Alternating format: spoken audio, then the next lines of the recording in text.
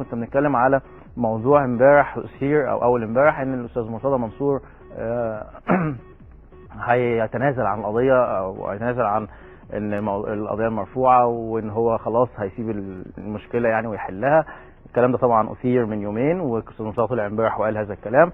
انا النهارده كلمت استاذ ممدوح عباس و راجل قال لي انا يعني نو كومنت، لا تعليق بالنسبه لي، والعهد على الراوي، يعني اللي هيعمل حاجه هو الاستاذ مرتضى. انا يعني الاستاذ ممدوح عباس ما فيش في ايدي اي حاجه، هو راجل مكمل يعني في القضيه مش هيعمل حاجه فيها. لو الاستاذ مرتضى منصور هو اللي يعني هيتخلى عن القضيه خلاص دي حاجه ترجع له.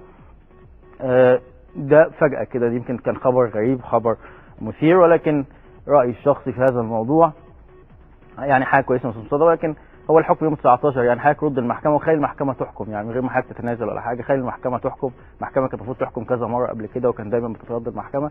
حضرتك سيب المحكمه تحكم، ممكن يطلعوا مزورين يبقى خلاص الناس عرفت ما ينتخبوش تاني، ممكن ما يطلعوش والناس تاخد حقها وترجع بالقانون عادي جدا. وهو الموضوع يوم السبت، حضرتك بس رد المحكمه وسيب الناس تعمل حكم، والحكم هو اللي يقول مين الانصح ومين ايه، خصوصا ان مفيش فتره يعني الفتره القادمه كلها الدوري واقف فمفيش حاجه كتيره هتحصل اكتر اسوأ من اللي حصل يعني.